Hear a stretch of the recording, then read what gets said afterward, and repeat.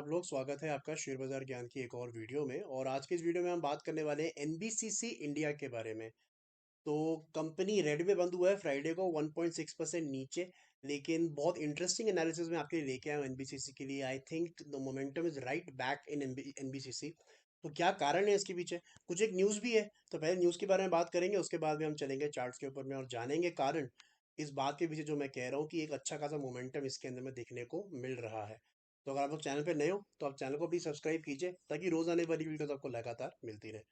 सबसे पहले एनबीसीसी की न्यूज़ के बारे में बात कर लेते हैं। जनवरी के महीने में कंपनी ने 194 करोड़ का बिजनेस जो है, इनको ऑर्डर्स मिले 194 करोड़ के। जिन लोगों को एनबीसीसी के बारे में ज़्यादा नॉलेज नहीं है, मैं बता देता हूँ। Basically it is a real estate development company. ये डेवलपमेंट के साथ साथ कंसल्टेंसी भी करते हैं। कंसल्टेंसी मतलब प्लानिंग जो बनाना पड़ता है पूरा प्रोजेक्ट का, वो करते हैं। और प्रोजेक्ट मैनेजमेंट भी करते हैं। सो इनके काफ़ी अलग अलग डेवलपमेंट के अंदर ही अलग अलग तरीके के इनके सेक्टर्स हैं।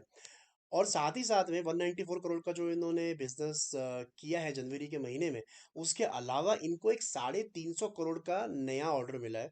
350 करोड़ का ऑर्डर जो है वो बेसिकली इलाहाबाद के अंदर में एक इंस्टीट्यूट है, Motilal Nehru national institute of technology, MNNIT। और उसके लिए एग्जिस्टिंग बिल्डिंग्स की अपग्रेडेशन वगैरह वगैरह के लिए इनको एक कंसल्टेंसी का ऑर्डर मिला है। तो उसके बाद में शेयर के अंदर एक ट्रैक्शन देखने को मिला था। तो अब मैं बात करने वाला हूँ उस रीजन के बारे में जिसको मैंने वीडियो के स्टार्टिंग में बताया था कि क्या इसके अंदर में अच्छा मोमेंटम बनने को देखने को मिल रहा है। तो देखिए एनबीसीसी का अगर आप चार्ट देखोगे ना, वीकली चार्ट, ये तो डेली चार्ट है, डेली चार्ट पे इसके बाद चलेंगे हम।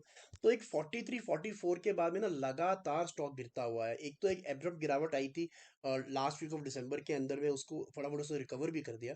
लेकिन उसके बाद से रिकवर करने के बाद से आप देख सकते हो कि बहुत सारी छोटी छोटी छोटी कैंडल्स, और आप देख सकते हो कि लगातार, मतलब आपको ग्रीन कैंडल बहुत कम देखने को मिलेगी इसके अंदर में।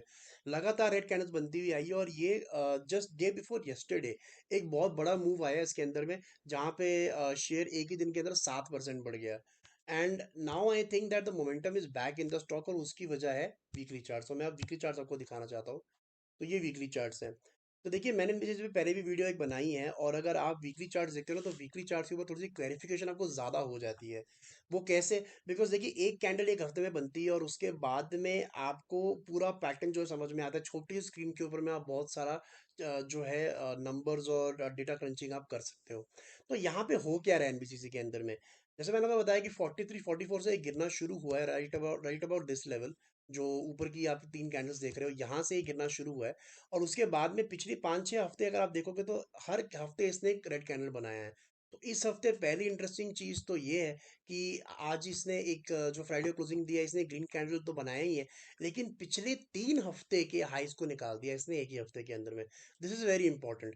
अगर 20 फरवरी का जो हफ्ता है, इसका अगर आप जो हाई देखोगे, और उसे पिछले 2 हफ्तों का भी अगर आप हाई देखोगे, तो तीनों ही वीक्स को एनबीसीसी ने क्लियरली जो है टेक आउट कर दिया है। जो 20 फरवरी वाला वीक था, उसका अगर आप हाई देखोगे तो वो था लगभग 34 रुपए। और उससे पहले का हाई था वो है 35.35। और उससे पहले का है 35.60। और इस हफ्ते का जो क्लोजिंग आया है दैट इज एग्जैक्टली 35.60। तो 3 हफ्ते का जो हाई है वो निकल गया है इसी हफ्ते के अंदर में। एंड अगर आप पीछे जाओगे तो you can see that clearly NBCC is making a higher high and higher low pattern. यानी कि जो हाई बनता है, अगला हाई उससे ऊपर बनता है। और अगर आप लो देखोगे तो लोज भी धीरे धीरे धीरे अब ऊपर की तरफ आते जा रहे हैं इसके। So right now I think it is a fantastic time for NBCC.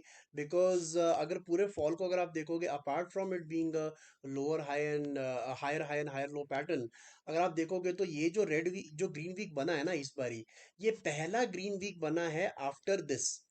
इसके बाद ये पहला ग्रीन वीक ऐसा बना है जिसने अपने रेड कैंडल को पार किया हो। तो एग्जैक्टली पिछली बार जब लो बना था और इस बार जो लो बन रहा है, बॉटम बनता हुआ नजर आ रहा है, वो क्लियर इसके अंदर में सिमिलैरिटी देखने को मिल रही है। अब बात ये आ जाती है कि कहाँ तक जाएगा।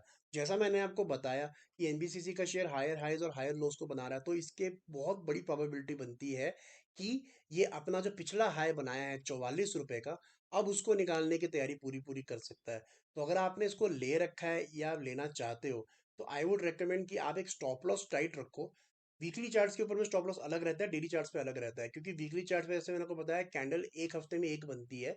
तो वो कैंडल कंप्लीट होने के बाद ही आपको स्टॉप लॉस मिलता है। और जेन्युइन सी बात है कि एक हफ्ते का कैंडल अगर बनेगा, तो आपको एक हफ्ता वेट करना पड़ेगा, उसमें मूवमेंट ज्यादा होती है तो डीप बनता है थोड़ा स्टॉप लॉस।